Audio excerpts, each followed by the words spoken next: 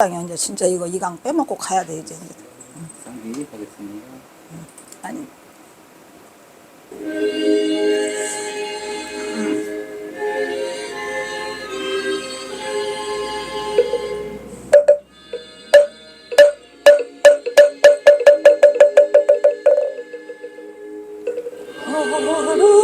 거룩한 부처님께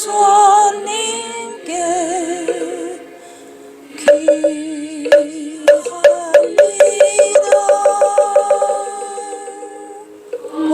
거룩한 가르침에 귀합니다.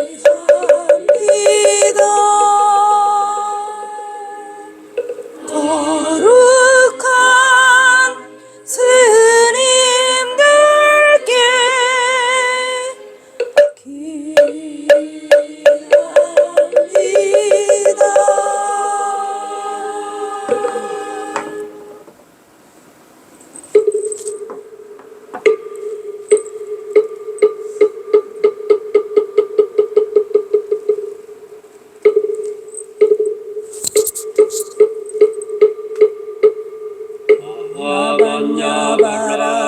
반야바라밀다신경 반자제보살이 깊은 반야바라밀다를 행할 때 공이 공한 것을 비추어보고 온갖 고통에서 건너느니라. 사리자여, 색이 공과 다르지 않고 공이 색과 다르지 않으며 색이 곧 공이요 공이 곧 색이니 수상행시도 그러하니라. 사리자여, 모든 법은 공하여 나지도 멸하지도 않으며 더럽지도 깨끗하지도 않으며 늘지도 줄지도 않느니라. 그러므로 공 가운데는 색이 없고 수상행식도 없으며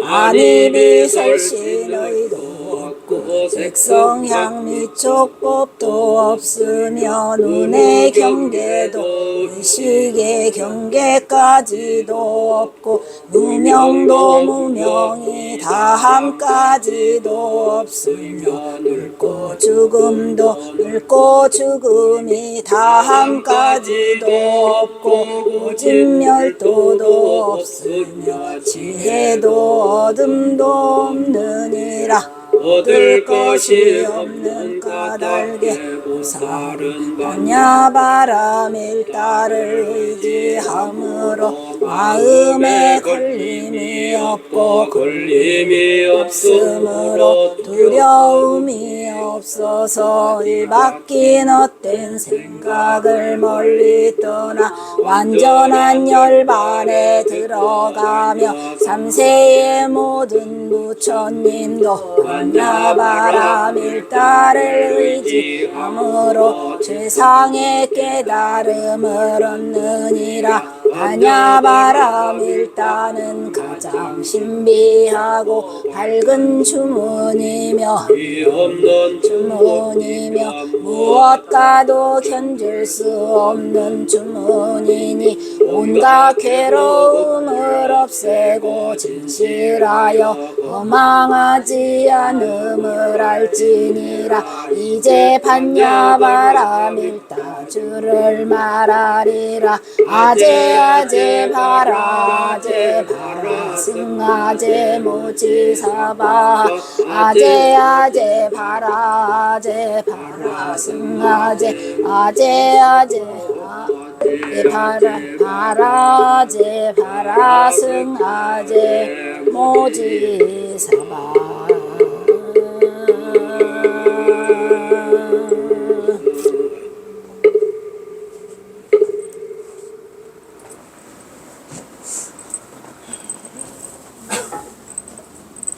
네. 안녕하십니까. 오늘은 제2강 경어 소설 안녕 경어를 시작하도록 하겠습니다. 먼저 지난주에 우리가 1장, 2장 했습니다. 네, 우리가 배운 그 전주 우동리 한번 보도록 하겠습니다. 저게 전주 우동리입니다.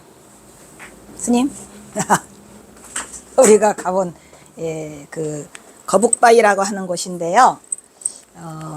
처음에 경허선사의 고향이 전주 자동리로 나와 있어요. 근데 자동리가 아무리 찾아도 이 자동리가 없습니다. 그래서 이제 자동리를 한 15번 내려갔다가 못 찾고 이제 그 김태읍 스님이 얘기한 인간경허라는 곳에 우동리라고 돼 있어서 진짜 우동리가 있나 하고 우리가 쳐봤더니 진짜 우동리가 있었습니다. 그래서 이제 다시 방향을 선회해서 물론 여기도 한 15번 내려갔어요. 이제 가서 제가 처음에 전주 우동리에 도달해 가지고 찾아간 곳이 그 거북바위 동네에 있는 경로당을 찾아갔는데 마침 비가 주룩주룩 오는 날이었죠. 갔는데 이제 경로당에 들어가서 그 노인들한테 인사를 드리니까 부침개를 부쳐먹고 계셨어요. 이제 샥씨가 왔다고 이제 앉으라고 막 이래가지고 이제 이 앉기도 뭐하고 서기도 뭐하고 그래서 아니 저희가 지금 바빠서 가야 되는데 뭐 좀 알아보러 왔다 해가지고 그 얘기를 했더니 그 이 동네에 혹시 뭐 성인이 난다는 뭐 그런 얘기가 없냐라고 물으니까 있답니다.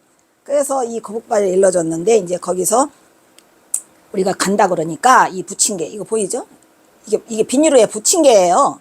부침개가 그냥 뜨끈뜨끈해요. 그래서 이 부침개를 막 가서 먹으라고 싸줘가지고 저걸 들고 이제 그 동네를 막 이 동네를 다 헤매는데 이 마을 한가운데에 이게 있어요.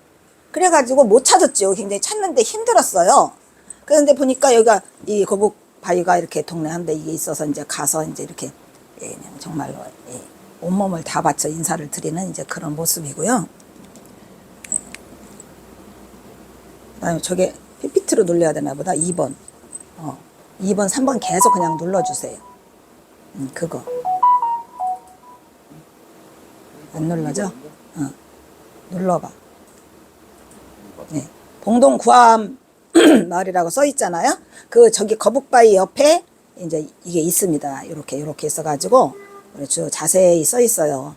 구암이라고 하는 것은 거북구자에다가 바위 암자지요. 그래서 구암이고 이 봉동은 봉상면하고 우동면하고 합쳐져서 봉상면 9mm가 이제 전봉준이 살았던 곳인데 바로 옆 동네예요. 그래서 이제 봉상면의 봉자와 경허선사가 사는 거는 우동면이야. 그러니까 우동면의 동자를 따가지고 1911년 그 일제에 행정구역 개편에 의해서 이렇게 봉동으로 됐다고 합니다. 그러니까 내내 봉자는 전봉준 장군이 사는 봉상면 9mm, 동자는 우동면 구암리 이렇게 해가지고 이제 봉동이 합쳐져서 지금의 봉동이고 구암마을이라서 이 거북바위는 얘부터 성인이 난다 해가지고 한 곳이고요. 또 넘겨주세요. 이것도 내내 그거고 2번 한번 눌러보세요. 2번 눌러줄까요? 이 경허선사 고향 마을이에요. 멋있죠? 그러니까 이게 가니까 어이가 없어요. 이게 그냥 전체가 다 이런 걸로 둘러싸여 있고요. 이 거북바위는 저 뒤에가 풀숲에 있어서 잘 보이지도 않아요. 4번, 5번 눌러보세요. 네, 5번. 네, 이게 경허선사 생가터라고 추정되는 곳인데요. 내가 이거를 사보려고 노력을 했는데 안 팔아요. 근데 지금은 뭐 단위 협동조합 무엇이 어쩌게 저쩌기 해가지고 이게 진짜로 팔렸답니다. 왜냐면 제가 여기를 찍은 이유는 그 내가 직원을 2명을 데리고 가요. 근데 이렇게 눈으로 봤을 때도 그 터가 달라요, 이게. 그래가지고 이제 했더니 그 지간도 내내 여기를 찝었어요. 찝었는데 여기가 어디냐면 이쪽에 그 거북바위 있는 데서 좀 내려와요. 내려오는데 사방이 모이는 말하자면 교차로 있는 데야. 얘가 사방이 모이는 곳이고 굉장히 평지가 있는데 이 집이 하나가 비어 있더라고요. 근데 이거는 뭐를 하는 곳이냐면은 그 왜 버섯 같은 거 키우는 거 있잖아요. 예, 그런 거 말리는 건조장이래요, 스님. 그래서 여기를 살금살금 타고 들어갔죠. 사람이 없어서. 그래서 정말 사고 싶었는데 안 판대.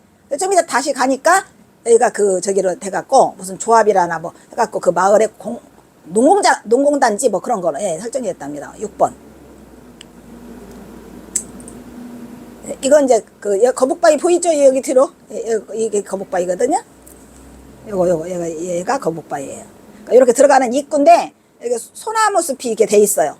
예, 그리고 또 이쪽에 묘가 하나 있어. 근데 그거는 내가 보니까 거기가 명당이다라는 소문을 듣고 누군가가 묘를 쓴 것 같아요. 예, 그렇게 됐고 7번. 이것도 그겁니다. 8번. 그 신기하게 내가 저기 이 부침개를 가지고 가서 스님 그나마라도 마음이 안심이 되고 그냥 너무 좋았어요. 그냥 펄펄 끓는 걸 가지고 가가지고. 그 다음에 9번. 여기는 이제 여산송씨 족보인데 이제 이 경호선사가 여산송씨잖아요. 그래서 이제 우리가 처음에 전봉주장과 관계를 알게 됐을 때에 이 조계사 앞에서 이제 진관스님이랑 만나가지고 이 여산송씨 족보를 만든 종친회가 여기 바로 두산 2부에 있어요. 여기 바로 옆에. 그래서 이제 거기를 가서 다 뒤졌어요. 일주일간을 막 이제 또 한문의 일가견이 있다는 우리 경호선사 그 연구소 회원들을 데리고 가서 풀어서 일주일간을 뒤졌는데 못 찾았어요. 송두옥을. 어쨌든 이 여산송씨 족보를 뒤졌습니다. 우리가 여기 두옥자 보이잖아요.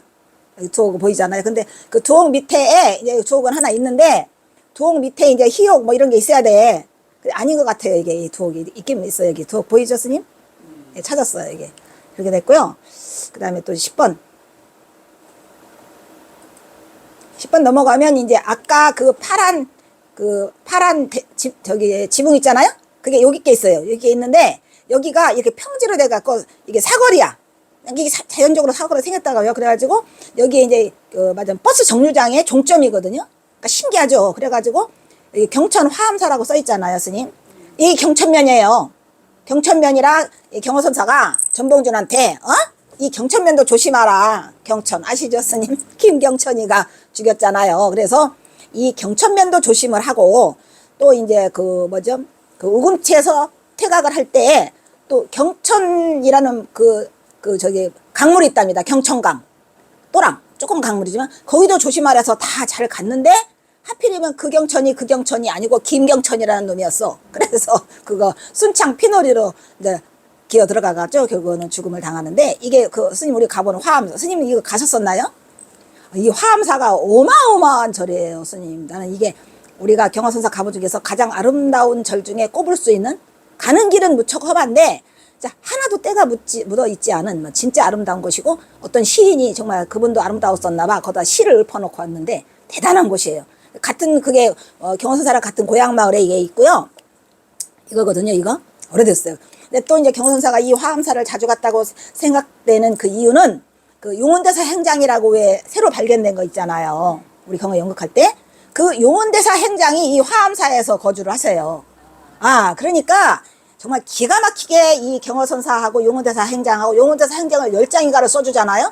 근데 이 화암사를 경호선사가 자주 다녔고 이 화암사에 거기에서 주석을 오래 하고 계신 분이었더라고요. 알고 보니까. 그래서 이게 원래는 불명산 화암사죠. 불명산.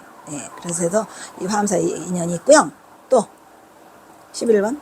예, 이것도 이제 경호선사 고향 마을 이렇게 굉장히 평화로워요, 스님. 아주 평화로운데 이 뒤쪽에 가면은 저기 거북바위가 있죠. 또 이거는 이제 제가 여기 이 거북바위예요, 스님. 이 뒤에가. 저도 좀 제발 기 좀 받고 어떻게 좀 나 좀 살려달라 해서 찍었습니다. 이게 나 직관 데리고 우리 회원들 안 데리고 나 혼자 간 거야. 그래서 이제 직관들 원래 소문 날까 봐 스님. 그래서 직관 데리고 2번을 가가지고 나도 한번 얘기 찍었죠. 제발 거북바위님 어떻게 나도 좀 살려주세요. 이래가지고 우리 경호선사 어떻게 해야 될 거 아닙니까 해서 찍었고요. 그다음 이게 이제 아까 있는데 이 사거리에 이게 있어요. 표지가 아주 자세히 돼 있어요. 그러니까 거기가 경호선사 아까 생가터라고 한 그게 이제 생가터일 수밖에 없는 거는 굉장히 요지에 가 있어요, 스님. 그 장소가. 이게 이제 사거리에 이렇게 써 있거든요. 이게 그림이 쭉 있어요. 이렇게 해서 거북바위도 어디가 있거든요. 여기 어디가 거북바위라고 써 있어요. 패스. 이 원구암. 그러니까 이 경호선사의 고향 원래 이름이 진짜 원구암이에요. 왜냐면은 이 거북바위 보이죠? 이건데 구암이라는 게 거북구자에다가 바위 암자인데 구암동이 또 생겼어요. 구암리가. 그러니까 이게 원조는 이게 대우를 해줘야 될 거냐 해가지고 원자를 세운 게 원구암이 이제 경호선사 원초 마을이고 또 이제 봉동 생강 그것도 이 원구암입니다. 이렇게 다 써 있어요. 또 패스. 예, 원죽은 봉동호 마을 이야기에서 제가 이렇게 쭉 써놨고 또 패스. 안 보이니까 패스. 이제 여기서부터 이제 오늘 우리가 들어가야 할 부분이에요, 스님. 그래서 이제 배운 다음에 내일 이걸 다시 보도록 하고, 봉동면 이 구암리 생강이 이렇게 유명해요, 여기는. 그 대신 이제 이 구암리 중에서도 원구암리, 그러니까 경어선사 그 거북바위를 중심으로 한 그 원구암리의 생강이 가장 유명하다 해서 이제 그 이야기를 우리가 오늘 소설에서 공부를 하게 될 겁니다.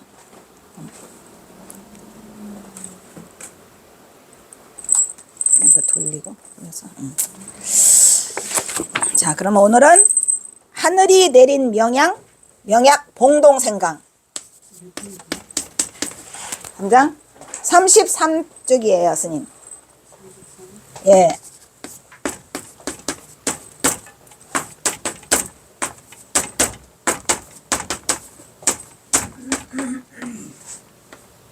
하늘이 내린 명약 봉동생강.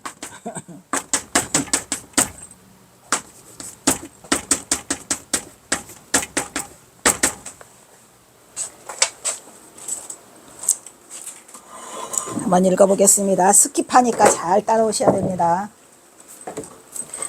예로부터 보통 범상치 않은 인물에 대해서는 그 탄생부터가 신이한 일화가 따르기 마련이듯 대성인 동욱이 역시 신비로운 징조를 보이며 출생하게 된다. 동욱이가 이제 경어선사 어릴 때 초명이죠. 동욱은 태어난 지 3일간을 울지 않다가 3일간 안 울었어요. 그래서 동네 사람들이 다 죽었나 아니면 병신이 태어났나 여러 가지 고민을 했었는데 그 몸을 씻기자 비로소 울음을 터뜨리니 마을 사람들이 모두 그 희미함이 보통 아이가 아니라고 하였다. 이것은 그의 모친 밀양박 씨가 말년까지도 누구를 보든지 이야기하는 자랑거리였다고 합니다. 그래서 이제 그 어머니가 이렇게 우리 경어가 동욱이가 3일 동안 안 울었다. 이러한 대단한 아이다. 라고 해서 이제 이렇게 했고, 그러면서 이제 그 동욱이가 태어났는데, 태어나면서 이렇게 이상한 기적이 있더니, 크면서부터 하는 짓이 모두 경어선사가 엉뚱한 짓을 했나 봐요. 그래서 어른도 따라가지 못할 돈지를 가진 그 주인공으로 했다고 합니다. 넘어가겠습니다.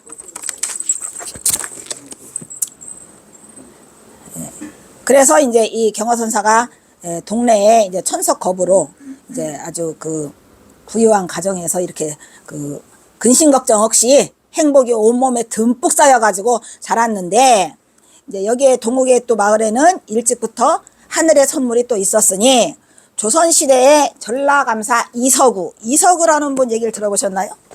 굉장히 유명한 분이거든요. 굉장히 유명한 분인데요. 그 전라감사였어요, 이분이. 근데 그래서 이제 이게 경어선사의 그 후신이 아니었나 막 이런 생각이 들 정도로. 근데 이제 이분이 이제 영조 정조 때에 감사를 했는데, 그때 이제 이 봉동으로 이제 이렇게 그 암행을 나왔다가 아보니까 산세가 너무 좋아요. 그리고 이제 봉실산이라는 게 있는데 이 경어선사 고향이 좀 범상치 않아요. 거기가 봉실산. 이 봉실산도 이 봉황봉자거든요. 봉황봉자에다가 그 열매를 먹는다. 그러니까 봉황이 열매를 먹는답니다. 그래서 그 열매를 먹는 걸 보고 이 이서구가 야, 여기는 대단한 곳이다 라고 말을 하면서 여기에 뭐 한다? 장차 향기로운 풀로, 하늘에서 내리는 향기로운 풀로 봉동의 생강이 백성들에게 큰 덕을 베풀 것이다 라고 해서 봉실산을 만덕산으로 이렇게 고쳤다고 합니다. 그래서 거기는 지금은 또 그 봉실산이라고도 하고, 그러니까 봉황이 열매를 먹어서 봉실산이라고도 하고, 만 백성에게 그 덕을 베풀으라 해서 만덕산으로 이렇게 이름을 고치고 이서구가 가요. 근데 이제 이서구 얘기는 그 지난번에 잠깐 말씀드렸지만 동학농민혁명에 우리가 그 고창 선운사 있잖아요, 스님. 그 선운사에 마애불 있죠, 마애불. 그 마애불에 선운사 마애불이 보통이 아니잖아요. 그게 범상치 않잖아요. 이 마애불을 한번 기회 되면 가보세요. 다른 마애불 말고 고창 선운사 마애불을 가서 보면 그냥 이 감탄이 절로 나와요. 왜냐하면 그 다른 데 마애벌하고 좀 다른 게 그 바위가 일단은 막 이렇게 오색처럼 생겼어요, 스님. 그래가지고 너무 신비로움을 느끼면서 어떻게 저거를 했을까? 그냥 가가지고 스님 그냥 가면은요 이런 일반 마애벌하고 좀 달라요. 그냥 막 저절로 엎드려져. 그냥 엎드리지 말래도 엎드리면은 뭔가 줄 것 같다는 그런. 돌 자체가 오색이 나는 거. 어? 네, 그 돌 자체에서 막 오색이 나면서 뭐 진짜 신비로워요, 스님. 어떻게 저거를 했을까라는, 그러니까 저 마애벌은 보통이 아니구나. 왜냐면 저도 이제 고창 선우사에서 전 대학교 때 거기서 수련대를 5박 6일을 했어요. 예, 이미 가봤는데 다시 또 내가 저번에 김태수 씨랑 가봤더니 보통이 아니에요, 스님. 그러니까 신비롭고요. 예, 거기에 그 마애벌에 이 마애벌에 이렇게 이 마애벌 있잖아, 이렇게 마애벌 여기에 배꼽이 있어요, 이렇게 배꼽이. 이렇게 배꼽이 네모지게 돼 있는데 저거를 배꼽을 해놨으니까 사람들이 이렇게 비기라 해가지고 뜯어보고 싶잖아요. 근데 이제 여기에 이제 못 뜯는데 이서구가 와가지고 이제 배짱이 세니까 이거를 한번 뜯어보자. 아무도 못 뜯는데 그럼 내가 뜯자 해가지고 가서 올라갔는데 천둥과 번개가 막 쳐갖고 다 못 잊고 그 비기가 들어있다고 하는데 못 잊고 도로 넣었답니다. 근데 그걸 열자마자 그 첫 글자 써 있는 게 뭐라고 써 있냐? 뭐라고 써 있냐면요. 신기하게 이서구 개탁 이렇게 써 있어요. 이서구가 다른 사람은 못 열고 이서구가 연다. 그것이 정말 신기한 일이죠. 저게 언제 때부터 나는지 모르지만. 그래서 이서구가 그냥 벼락을 맞으려고 하다가 이서구 개탁만 보고 집어넣었어요. 그러니까 이서구만 열고 다른 사람은 아무도 못 연다 이런 얘기야. 그런 신비한 그거를 갖고 있는 사람이 이서구라는 대단한 분이 있습니다. 그래서 이 봉동생강은 이서구가 와가지고 봉실산을 보고 만덕산으로 고치고 우리 만 중생들한테 좋은 이 생강. 근데 사실 생강이 굉장히 좋은 그 채소죠, 스님. 왜냐면 일단은 생강은 이 우리 몸에 피를 맑게 해주는 그런 역할을 하는데 그 중에서도 이 봉동면 구암리 경허선사 원구암리 생강은 왜 좋냐? 거기가 이 생강이 좀 따뜻한 곳에서 잘 자란답니다. 그리고 이제 그 수분 유지가 잘 이렇게 되는 그러한 밭에서 재배하기는 이 건조한 밭에서는 재배가 안 되는데 저 땅이 그렇게 좋대요. 아주 그냥 생강이 자라기에는 최적이라. 그래서 제가 옛날에 저도 이게 잘 몰랐거든요, 스님. 근데 이제 보다가 보니까 홈쇼핑에서 뭐 봉동생강이라고 나와요. 그냥 머리가 쭉 섰죠. 아, 그 봉동이 우리 경허선사 봉동인가? 근데 이제 봉동 그 얘기는 안 하고 계속 생강 얘기만 하는 거예요. 하다가 그냥 끊이게 기다렸죠. 저게 봉동이라면 그 봉동이면 내가 사겠다라는 생각을 가졌는데 나중에 저 봉동면 저거를 보여줘요, 스님. 그 동네 마을을. 완죽은 봉동면이잖아요. 오마이. 그래가지고 생강을 사가지고 막 스님들 여기저기 다 드렸어요. 그냥 공연히 쌀뜨기 한 3통 사서 너무 기뻐가지고요. 그래서 이제 저 생강이 왜 봉동생강이 유명한가를 알아보니까 이런 연유가 있어서 그래서 그 동네가 다 생강을 해요. 그리고 또 우리 경허선사 고향, 제 고향 같은 왕궁면 그 광안리 그쪽도 다 그 토지가 비슷해서 한답니다. 근데 그 중에서도 원시배지라고 그래. 원시배지. 그게 이제 우리 경허선사 원구암리. 그래서 이게 보통 일 아니구나 이제 그런 생각을 하게 됐죠. 그러니까 이제 거북바위도 있지, 또 이제 경허선사에게 생강을 점지하지, 뭐 이런 것들이 우리가 이제 생강을 신이 내린 최고의 선물이라 이렇게 말하잖아요. 왜냐면은 이 생강은 참으로 이 우리 몸을 맑게 해주는 좋은, 그렇게 병도 치료해주고 원기도 회복해주고 뭐 이래서 이 생강이 좋은 거에서 만백성을 구한다, 뭐 그런 뜻으로 된 생강이 되겠습니다. 36쪽으로 넘어가겠습니다. 여기도 이제 또 이제 생강에 대한 얘기고요. 생강은 이제 뭐 소화를 촉진시키고, 그죠? 다 아는 얘기고, 장애 운동을 도와서 원만하게 하고, 약간 쓴맛이 있는데 그것이 오히려 입맛을 돋구어준다 라고 하고, 또 뭐 치매 예방에도 좋고, 또 생강은 또 소염제로도 많이 쓴다, 뭐 이런 얘기도 많이 들어보셨죠. 그래서 이제 어쨌든 이 경허선사의 그 마을에 그 생강이 재배된다는 거는 참으로 또 하나를 우리 경허선사를 빛내게 해주는 뭐 그런 게 아닌가라는 생각이 듭니다. 네. 37쪽 넘어가겠습니다. 그래서 이제 여기서 이제 구암리가 생강의 봉고장이라고 지금 말씀드렸죠. 그리고 조금 전에 얘기한 대로 그 경호선사 어머니 모친 밀양 막씨의 고향 그 익산군 왕국면도 배수가 잘 돼서 생강을 직접 지금도 키우고 있고요. 그래서 이제 제가 말한 대로 경호의 고향 땅 이곳에서 이서구가 말한 예언은 곧 경호의 전생이 이서구가 아니 이런 말이 있어요, 스님. 경호의 전생이 이서구다라는 얘기가 인터넷에 있는데 그건 왜 그러냐면요. 그 이서구가 그렇게 그 문장력도 뛰어나고 그리고 이렇게 이렇게 뭐라죠? 도술 같은 거 있잖아요. 풍수지리 뭐 이런 것도 뛰어나고 그러한 게 많이 보인다고 합니다. 그래서 이제 제가 또 이제 이서구하고 경호하고 이렇게 나이 차를 또 따져보니까 뭐 가능성이 없지 않더라고요. 이 소설을 읽으면 제가 이제 경호가 전생이 누구 아니었는가를 한 10개 이상 아니 몇 개를 써놔였으니 그건 비밀인데 그래 이제 순서대로 한번 찾아보라고 이제 지금 이서구가 1번 나온 거고요. 그 다음에 이제 그 밑으로 경호선산의 고향을 가면은 그 밑으로 이름이 있으면 하천이 있거든요, 스님. 내가 그때 제가 그 물레방앗간을 찾느라고 다 돌았는데 신기하게 스님 그 거북바위 쪽으로 내려오는데 이렇게 천이 하나 흘러가요. 그 이름을 물었는데 스님 석탑천이야. 석탑천. 그래서 깜짝 놀랐어요. 야, 이건 예, 석탑이 있었다고 합니다. 예, 그런데 지금은 이제 거기가 석탑천이 돼가지고요. 그래서 그것도 너무 나는 신기했고요, 스님.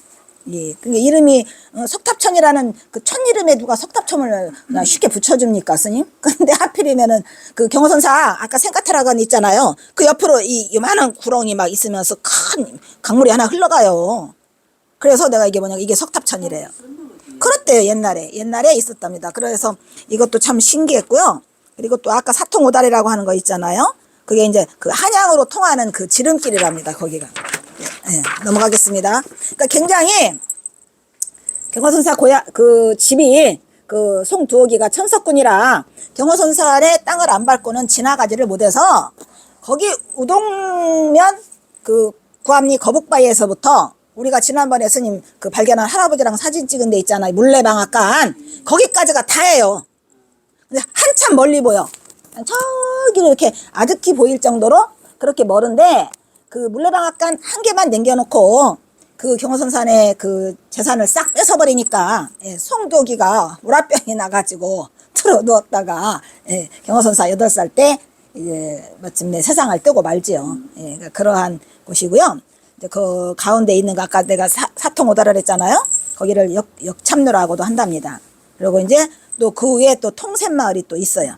그래서 이제 샘물이 있고 뭐 이런 데가 있고 이제 복로방도 있고 뭐 이렇게 하는 그러한 조금 뭐 번화가라면 약간 그 동네에서 번화가랄까요? 뭐 그런 곳에 경호선사의 집이 땅이 있었던 것 같아요. 예, 이렇게 되고 스님 폭로방은요 그 뭐지 객주 있잖아요. 술 팔고 뭐 주막 그런 거 파는 데서 이렇게 잠깐 앉았다 가라고 이렇게 그 방이 있어요. 방에다가 구두를 떳떳하게 떼어놓고 뭐 오메가메 하는 사람들이 직접 자지는 않고 잠깐 쉬었다 가고 하는 것을 복로방이라고 그래요, 스님.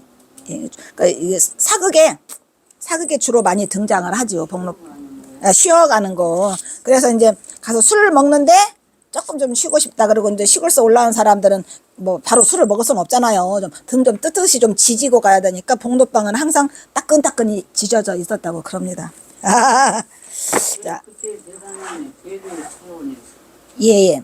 39 쪽 넘어가겠습니다. 그래서 이제 39쪽도 내내 복로방 얘기가 나오는데, 예, 그래서 이제 이 송도옥의 집은 비교적 번잡한 곳에 있었다라는 얘기가 되겠고요. 그리고 이제 39쪽 맨 밑에 보면 그 구암리 주변의 지명이 유독 산, 마을, 고개, 지명에 왕을 상징하는 봉자가 엄청이 많아요. 그리고 용자도 많고요.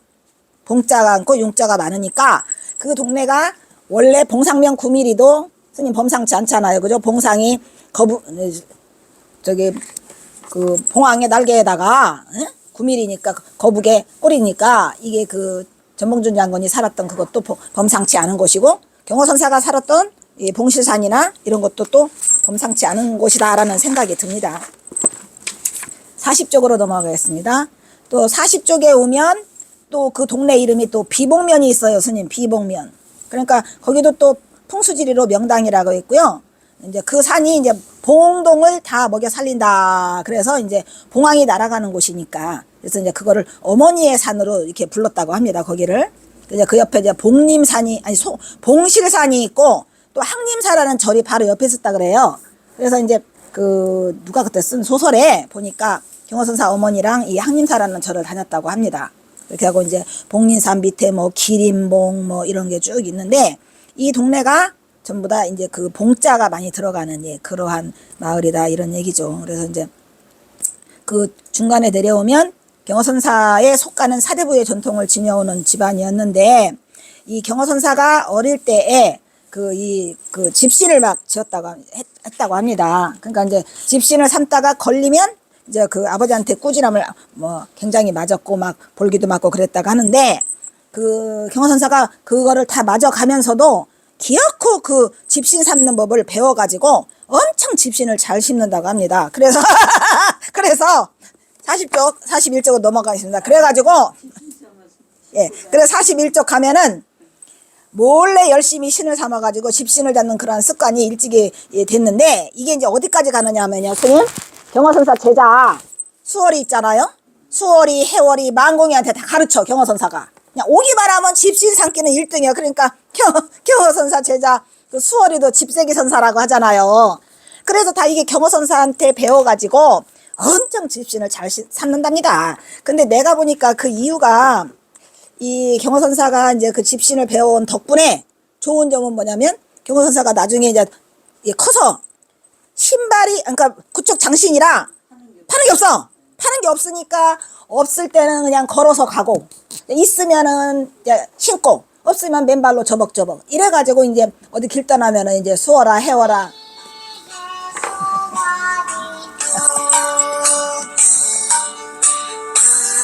빨리 오세요. 이인자 교수님이네. 그래서 집신을 근데 사실은 있잖아요, 스님. 이 집신 삼다가 그 해월이 깨치잖아요. 그 딱 그 천장암 그 동굴에서 집신을 삼는데 맨 마지막에 이 옹인가 뭐를 치다가 깨치거든요. 그러니까 이 집신이 보통이 아니고요. 또 수월 스님도 그 저기 간도에 가가지고 그 이제 간도에 우리 동포들 말이에요. 동포들 뭐 독립군들 싸우는데 거기다가 그냥 집신을 주렁주렁 매달아 놓고 마음대로 가져가라 이랬기 때문에 이 집신을 경호선사가 이 어릴 때부터 이걸 했다는 거는 보통 일은 아닌 것 같아요. 그래서 경호선사가 이렇게 집신을 그 삼는 습관이 있어가지고 나중에 이제 그걸 했다고 합니다. 그러니까 이제 그 자급자족을 할 수 있었던 거는 이제 이렇게 경호선사가 집신을 어렸을 때 했고요. 그래서 이제 봉동 마을은 이제 경호선사가 태어난 그 저 거북바위 그리고 봉동면 저 구암리 생강 뭐 이런 것이 경호선사가 예언한 곳이었고 경호가 태어난 성지 봉동 우동면 구암리 마을은 그 생강의 원시배지였으니 가히 전라감사 이서구의 예언은 허언이 아니었고 혹 경호의 전신이 이서구는 아니었을까라고 해서 이런 말들이 인터넷에도 떠들고 있어요, 스님. 네. 네, 넘기겠습니다.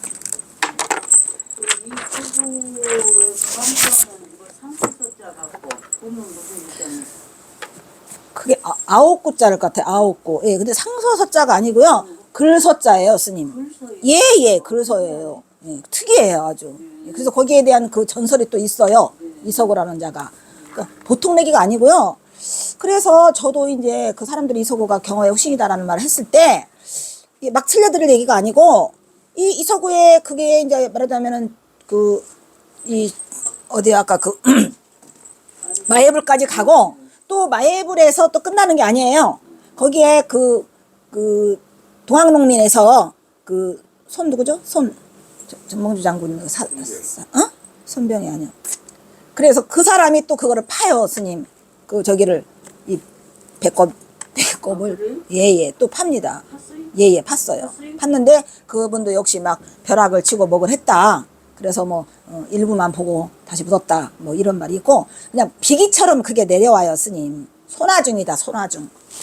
근데 이서구 개탁은 어떻게 물원에 나옵니까? 예, 나와요. 예예. 그래서 거기 딱 뜨니까 거기 이서구 개탁이라고 써 있고요. 이게 그냥 보통 일이 아니라니까요, 스님. 그래서 그 사람이 그 장군이 손아중이야. 예, 손아중인데 그 전봉준 장군의 사위 되는 사람이 이제 손화중이거든요. 그래서 어쨌든 그런 얘기가 있고요. 그 다음에 이제 제4장은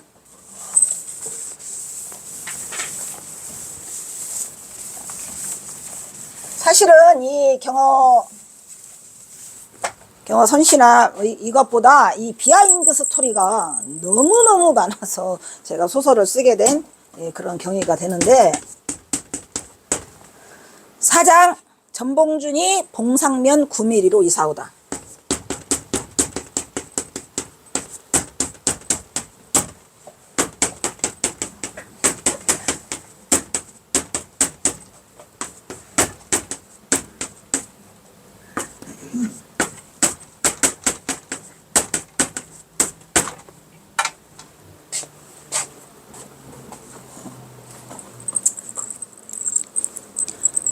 전봉준의 자는 명숙이에요. 지금으로 말하면 이 여자 이름 같잖아, 그죠? 그리고 호는 해몽이라고 합니다. 큰 꿈을 꾸고 저희가 태어났대요. 뭐 전봉준이 뭐 그냥 평범한 사람으로 태어났겠습니까? 그 생년은 1855년. 그래서 경어선사가 1849년생이니까 전봉준 장군과 경어선사는 6살 차이가 나요. 그리고 이제 그 여동생이랑 혼인하는데 그 여동생은 경어선사보다 2살 어리고 전봉준보다는 4살 많은 그런 게 됩니다. 전봉준 장군은 전북의 고창군 중림리 당촌마을에서 태어나거든요. 그 아버지 이름은 전창혁이, 어머니는 광상김씨. 그래서 이제 초명은 전봉준 장군 초명은 철로예요, 철로. 그리고 녹두라고 우리가 부르잖아요, 녹두 장군. 그거는 키가 작아서, 왜 녹두가 요만하잖아요. 녹두가 조그만해서 녹두라고 한답니다. 그래서 이제 이렇게 쭉 나오는데, 전봉준 장군은 열강의 틈바구니에서 풍전등화의 이기에 처해 있는 민족을 구하러 민중을 이끌고 무명 동학 접수로서 이름 없는 동학 접주로 갑오 농민혁명을 지도한 혁명가요 사상가였다, 이런 얘기죠. 경어선사의 부친, 여기에는 이제 이 전봉준이 봉상면 9mm로 이사오게 된 데는 경어에 붙인 송두옥이가 이제 들어오죠. 송두옥은 1824년생. 전봉준 장군의 부친은 전창혁. 근데 송두옥이 전창혁보다 3살 위. 형인데 어린 시절 같이 자라서 막역주의가, 이런 얘기죠.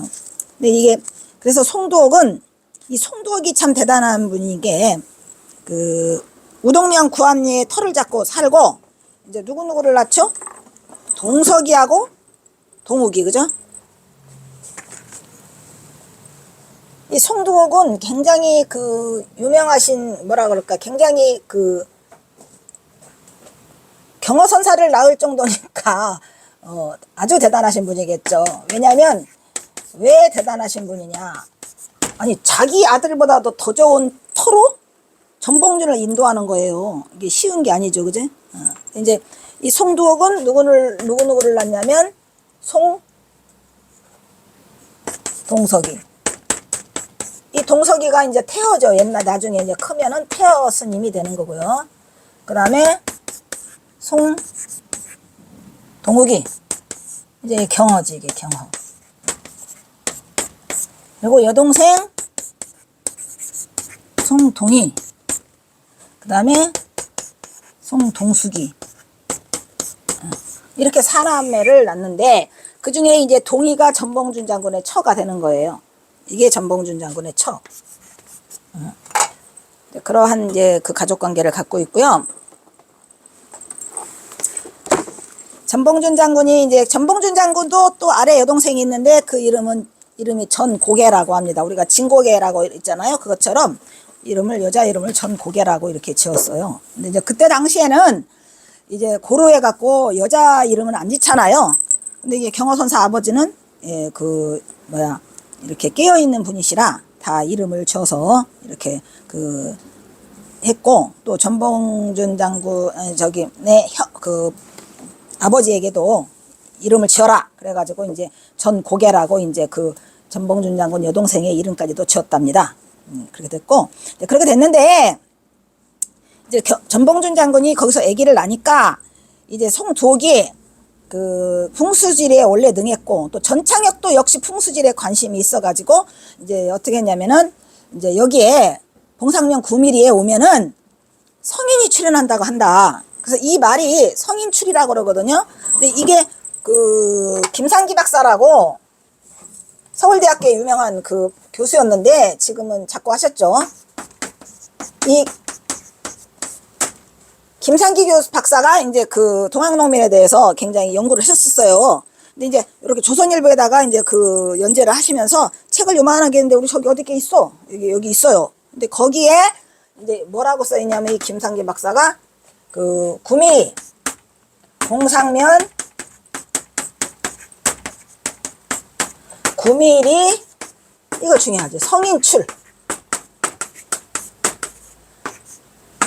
성인이 출연한다라고 그런 옛날부터 전해내는 얘기가 있으니까 네가 빨리 그 애기 전봉준 데리고 빨리 건너와라 해가지고 10개월밖에 안 된 핏덩이를 데리고 와요. 저기를 오는데 이제 내일 이제 저기 그 PPT에 밖에 이제 볼 수 있는데 거기가 이제 그래서 그 얘기를 듣고 이제 제가 이제 그 우동리를 갔다가 그 봉상면 9mm로 와요. 오는데 그 신기하게 뭐 동구미리 서구미리가 있던가 그래요. 이렇게 딱 써 있는데 나는 과연 무슨 9mm를 고를 것인가 중요하다 키로다 해가지고 서 있다가 내가 그냥 서구미리를 택했던 것 같아요. 그냥 갔는데 바로 거기에 그 뭐가 있냐면은 그 내내 그 경로당이 있어요. 이 경로당에 가면 뭐가 다 이루어지잖아요, 스님. 갔는데 신기하게 이제 그런 데 가서는 이제 잘난 척을 하면 안 돼. 이제 가가지고 이제 굽신굽신 하면서 이제 저 어르신 해가면서 이제 갔는데 진짜 어르신이 한 분 앉아 계셔요. 그래서 어르신 안녕하십니까. 제가 여기 왔는데 하면서 이제 뭐 저기 그 혹시 이제 모르는 척 잘난 척하면 큰일 나니까 이제 그 전봉준 장군이라고 옳게 잘 왔네 이러더라고요. 그래서 왜 옳게 잘 왔는데 그 어르신이 96살인데 몇 달 동안 알았다가 진짜로 그 몇 개월 만에 처음으로 나들이를 왔대요. 근데 이제 거기 부인들이 거기도 가니까 또 이게 부침개를 붙이고 있어. 다 어디가 경로당은 부침개. 그날도 또 비가 조금씩 내렸어요. 그래서 내가 이제 말을 하니까 일이 잘 되려고 그러면 이게 항상 이 하늘이 돕는 것처럼 갔는데 그냥 동구미리 서구미리 각각 망설이다가 서로 틀어 이래가지고 이제 서로 팍 틀었는데 딱 보니까 있어요. 경로당에서 내려서 갔는데 그 노인네가 범상치 않은 게 그냥 일장 연설을 하는데 한문의 대가 같아. 근데 자기는 그 옛날서부터 동학을 연구했답니다. 동학을 연구했는데 여기에 자기가 증인이래. 근데 이제 옆에 있는 그 왜 그 동네 아줌마들이 거드는데 나보고 참 복도 많은 사람이고 이 어르신이 지금 6개월 만인가 병을 털고 나왔답니다. 처음으로. 근데 이제 동학에 대하면 빠삭하니까 이분한테 여쭤봐라 이래가지고 했는데 이분이 또 이 글을 또 쓰시는 분인가 봐요.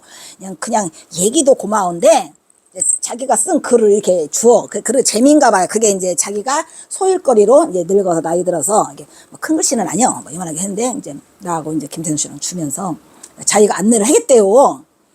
그런데 놀라운 거야. 이제 저기 나오는데 가다 보니까 우리가 찾을 길은 절대 못 찾을 것 같고요. 그 동네는 그런 게 다 안답니다. 근데 가니까 범상치 않아. 그 벽에 동네 벽에 전봉준 장군 그림이 또 그려져 있어요. 보국 재민 뭐 제폭구민 막 이래가면서 그래서 이제 갔는데 그냥 막 무슨 막 탱자나무 같은 거를 막 꽉 차여서 들어갈 수가 없어요. 쑤시고. 그런데 이제 제가 그 쑤시고 못 들어간다고 그냥 참을 사람은 아니잖아요. 그래가지고 갔는데 다른 사람도 많이 갔다. 그 동학농민 측에서 갔는데 못 들어간다고 다 안 된다고 하는 걸 그냥 이거다가 그냥 장갑도 없으니까 막 이렇게 옷까지 해가지고 막 뚫고 들어갔어요. 그냥 거미줄이 막 이리 쳐가지고 입으로 막 기어들어오는데 뚫으니까 스님 뚫고 들어가니까 의외로 넓은 게 나와요.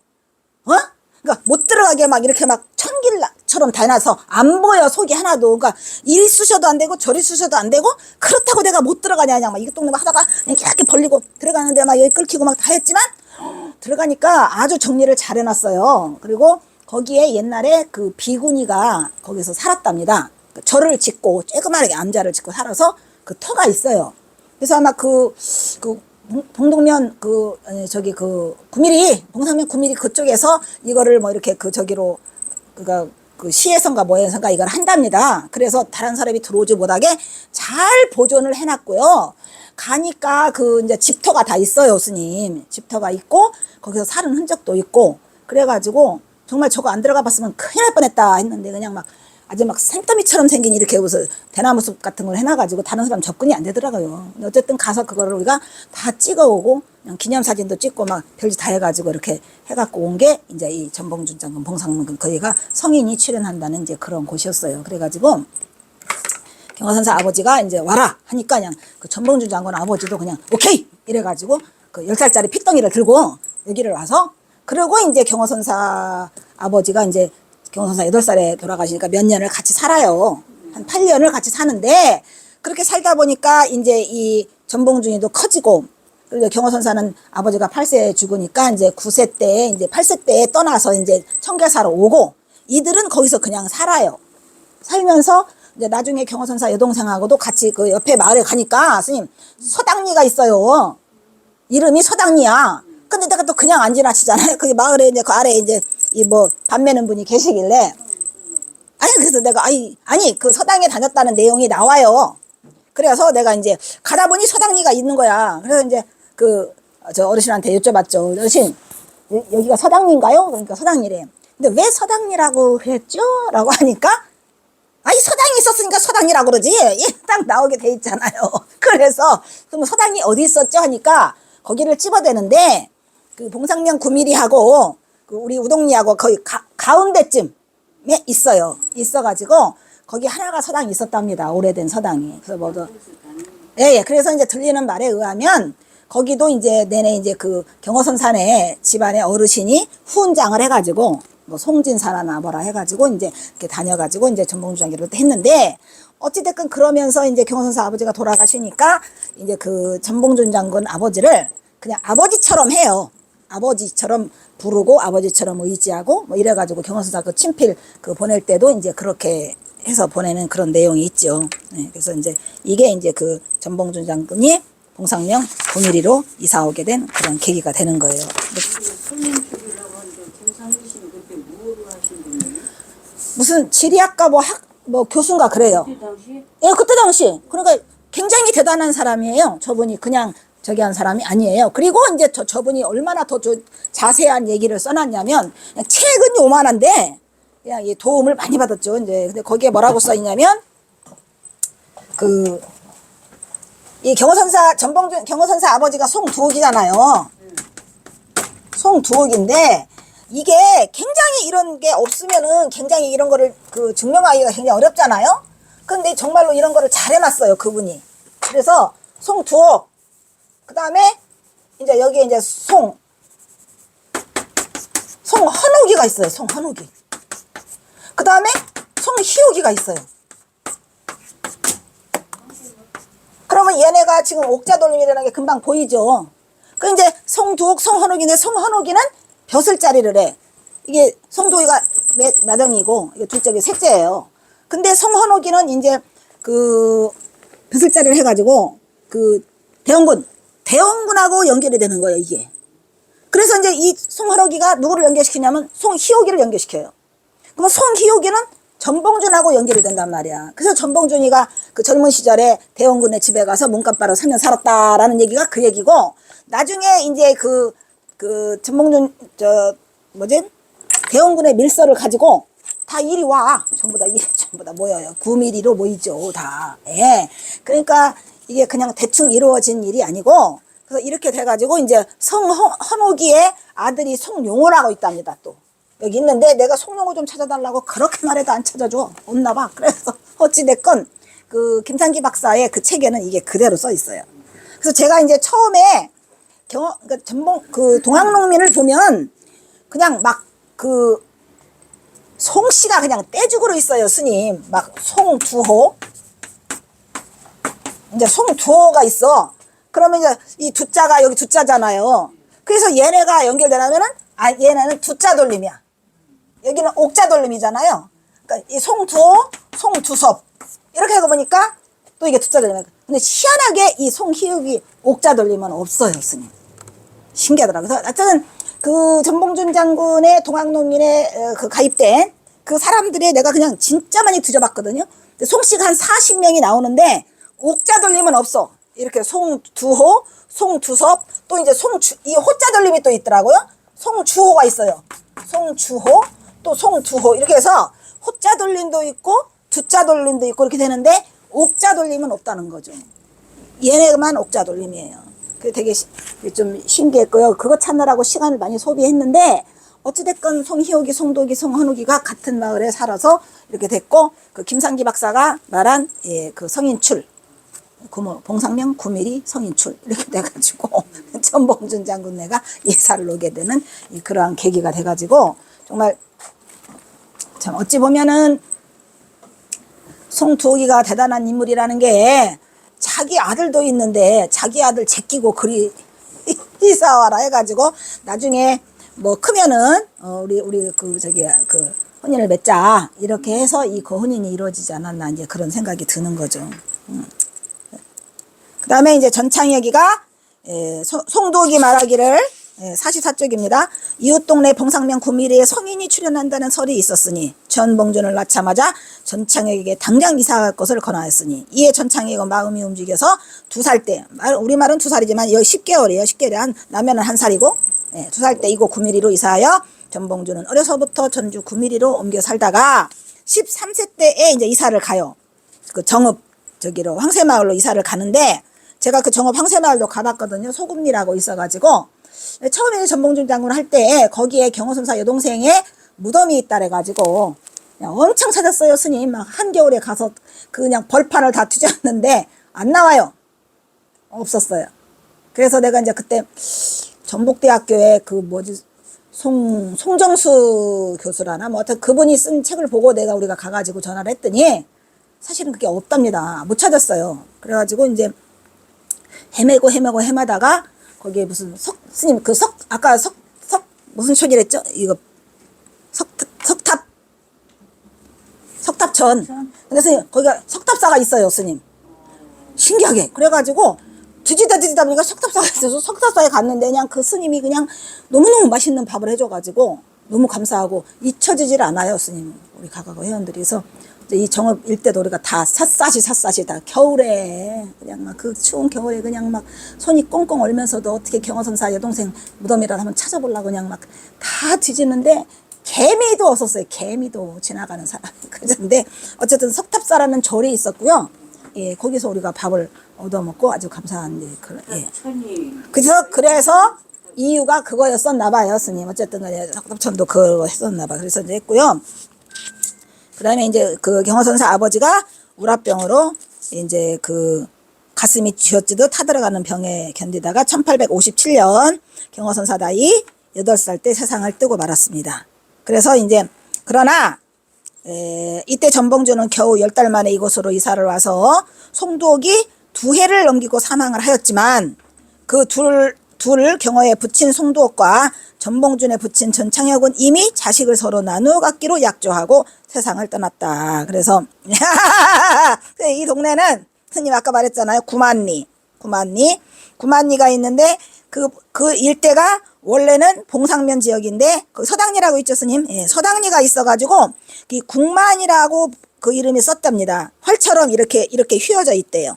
그래서 물고기가 안으로 들어오는데 어쨌든 국만이라는 이름도 사실은 이게 범상치 않은 이름이잖아요. 스님 제가 그때 말씀드렸지만 우리가 경호선사가 이거 영국문 말이에요. 이 영국문이 우파니샤드에 나오는 마음의 본체. 근데 여기 또 국만이 또 있더라고요. 활궁이. 그러니까 그냥 그 동네 이름이 다 그냥 범상치 않아요, 스님. 45쪽입니다. 그래서 이제 그 전봉준이 살고 있는 그곳 제가 이렇게 다 뚫고 들어간 그것은 물급이 돌아드는 산의 안쪽에 있어요. 그래서 평평하고요. 진짜 양지 바르고 아주 평화로운 곳이 거기에 숨어 있더라고요. 그런 곳이 있고요. 그 가보니까 대나무로 여기 써있네. 대나무로 삥 둘러 쳐져가지고 병풍이 쳐 있는데 그냥 소개가 그렇게 아늑하고 그 이 양지 바른 곳이에요. 그 명당이라는 생각이 들죠. 그리고 이제 봉준이가 전봉준이 거기서 서당리에는 서당이 있어가지고 동욱이랑 여동생 동이랑 해서 봉준이가 서당을 함께 다녔다라고 얘기가 돼 있고요. 동욱이 8살 때에 그 아버지가 돌아가시자, 근데 그 앞에 이미 이제 그 형 태현은 출가를 시켜버렸고 마곡사에 그 친척이 있었답니다. 먼 스님이. 그래서 이제 그 스님을 따라서 보내고, 그다음에 경호는 이제 그 경호선사의 어머니가 그 시흥에 그 뭐 친정 비슷한 친정부치 하나가 있었대요. 그래서 이제 생자 모르는 이제 시흥으로 와가지고 이제 시흥 장터로 와서 경호선사가 이제 콩나물 장사를 하지요. 거기서 그런 얘기입니다. 그래서 이제 경호선사는 구암리 고향을 청계사로 출가한 이후에 경호의 아랫 여동생은 6살 때라, 그때 6살이죠. 경호선사가 8살이면 2살 차이거든요. 그 모친과 함께 그 시흥에 와요. 왔다가 이제 경호가 출가를 하게 되니까, 청계사로 출가를 하니까 청계사에 맡기고 이 어머니가 다시 내려가, 이 마을로. 그래서 거기 가서 이제 다시 이제 전봉준하고 그 여동생하고 살게 되는 그러한 이 인연이 맺어져서, 얘네는 그냥 한 1년 헤어지고 다시 만나요. 봉준이하고 동이하고는. 그래서 다시 만나는 인연을 쌓게 되고요. 그 다음에 이제 훗날에 자식을 낳으면 혼인하자라는 것을 했다는 얘기를 45쪽 맨 마지막에 써있죠. 써있고, 이제 46쪽으로 넘어가겠습니다. 46쪽은 이제 경호에 붙인 송두옥이 우랏방으로 자꾸 했는데도 이제 얘들은 전부 다 그 아버지처럼 따르고 해서, 동욱의 여동생 동이가 23세, 봉준이가 19세, 얘네 4살 차이랬죠? 얘네가 되던 해에 이제 성인이 돼요. 그래서 이제 그때 경호선사 그 연길 의제 그 서간이 이제 보내게 되는 거고, 동이가 23살이고 경호는 25살. 그래서 이때 동욱이 25세로 부친 송두옥이 없는 처지에 부모를 대신하여 혼주로서 1873년에 그 혼사를 치르게 되는데, 이제 그때 이제 태호가 또 있었잖아요. 태호는 이제 마곡사에 있었고, 그래가지고 아마 경호선사가 가방끈도 길고 이제 이거 잘 쓰니까 아마 혼사의 연길 의제를 왔다 갔다 해서 혼사를 치렀던 것 같습니다. 근데 이제 그러면 전봉준 장군네 집 전창혁의 집안은 원래 사림세가였으나 조부 때부터 이렇다 할 벼슬길에 오르지 못하고 가세가 기울어서 전답이 세마지기밖에 없었답니다. 그거로 겨우 풀칠하고 연명하는 형편이었는데, 가세가 기울자 전봉준은 어릴 적부터 여러 번 그걸 옮겨 다녔어요. 그건 왜냐면은 이 비기를 믿었거든. 13세에 이제 봉상령 구미를 떠나가지고 또 거기서 그냥 사냐, 그게 아니고 정읍의 황새마을이라는 데가 또 좋은 곳이라 또 옮기고, 또 어디가 좋은 곳이라 옮기고, 그래가지고 이제 그 전창혁이 그 명당을 찾아다니면서 여러 번에 이게 옮기게 되는, 그래서 이제 전봉준은 여러 번의 그 생활터를 옮기게 됩니다. 그래서 이제 나오네요. 거기 46쪽 밑에 바로 사람의 왕래가 많고, 아까 말했죠. 사람의 왕래가 많고 생산물이 풍부하여 구미 성인출이라고 말하는 그 명당자리로 꼽히던 완주 봉상명 구미리에 전봉준이 이사 갔더라. 그래서 그 후에 동학의 지도자가 된 전봉준은 이곳 봉상명 구미리 마을에서 김계남 아시죠? 전봉준 다음으로 유명한 김계남. 그래서 김계남이 또 소개를 해가지고 중매를 서가지고 전봉준의 큰딸, 그러니까 전옥예가 또 이제 시집을 가는 이제 그런 얘기가 되나요? 송이옥과 함께 대원거래 밀지를 주고받는 장소로서 이 봉상명 구미리가 이용되었다, 그런 얘기죠. 이제 그 뒤에, 그리고 이제 송이옥이 이곳 출신으로 경호에 붙인 송두옥의 동생으로 경호의 삼촌이 되는 셈이고, 이제 삼촌은 왜 그러냐면은 송희옥이가 혼인을 안 해요. 결혼을 하지 않았답니다. 그래서 이제 작은아버지 아니고 삼촌이 되고, 인근에는 경호의 작은아버지, 이분은 이제 결혼을 해서 송헌옥이가 살고 있었으니, 그분은 일찍이 호사가로 대원군에 줄이다 있는 송희옥이 전봉준과 거사를 도모하기에는 아주 적합한 장소로서 동욱이의 큰아버지 송헌옥 또한 동학에 깊이 관여했기 때문에 이곳 봉상명 구미리는 전봉준과 관계가 깊은 인연 있는 풍수지리설과 관련 있는 길지였던 것이었고요. 이 봉상명 구미리로 이사를 하는데, 그 봉자 보세요. 그냥 봉자하고 거북구자 보세요. 그냥 봉황이나 거북이 모두 뭐를 상징해요? 제왕의 출현을 상징한다는 거죠. 그래서 이제 이런 그 경호선사 부친 송두옥이 이제 고향 마을 우동면 구암리에서 경호를 낳고, 또 절친인 창혁으로 하여금 정봉준을 낳은 후 성인이 출현하는 봉상명 구미리로 전봉준을 이사하게 하였다 하니, 이들이 과연 우리 역사상에 우리 한국 역사상의 기록에 남는 이 동학농민을 일으키게 되는 두 거목이 살았던 곳이다 이런 얘기죠. 그래서 이제 성인이 출연한다는 친구의 말을 그대로 믿고 그 이사할 정도로 전봉준 장군 아버지 전창혁과 송두옥은 아주 절친한 사이였다고 합니다. 48쪽. 이때 전창혁 역시 풍수지리에 지대한 관심을 갖고 있어 그들이 의기투합하였던 거고, 특히 송두옥은 자신의 아들을 제치고 전봉준에게 그 명당을 기꺼이 내어줄 정도의 군자의 대범함을 보이고 있는 것으로 가히 송두옥의 인품을 짐작할 수 있는 것이었으니, 그리고 스님, 그 송두옥이가 진짜 구척 장신이래요. 그래서 엄청 인물이 잘생겼고요. 그냥 선비고 또 이 인품이 훌륭해서 동네 사람들의 다 추앙을 받고 있고, 그냥 머슴도 송두옥이네가 제일 많은데 그냥 뭐든지 이렇게 다 모든 거 내주고 하는 이제 그러한 그 동네의 창고 같은 그런 걸로 그런 송두옥의 인품이 있었답니다. 근데 이제 그거를 또 시샘하는 사람이 있어가지고 이제 그렇게 그 새로운 원님이 왔는데 꼬발라갖고 꼬발라서 이제 죽게 되는 그런 내용이 있고요. 이제 어쨌든 그 송두옥의 인품이 대단한데, 또 걷다 대고 경호선사의 어머니 또한, 선생님 어머니도 구척 장신이어서 그냥 거대한 집안이, 그러니까 기골이 장대한 집안에서 그냥 두 내외 때문에 그냥 이 기골이 장대한 경호가 2m가 이쪽에 구척 장신이라니까요, 스님. 그러니까 보통 내외들이 아니라는 이런 말씀이죠. 그래서 이것들이 다 인연의 소치로 다 하늘이 점지하였다. 이렇게 해서 이 3강과 이 4강을 마치고 좀 쉬도록 하겠습니다.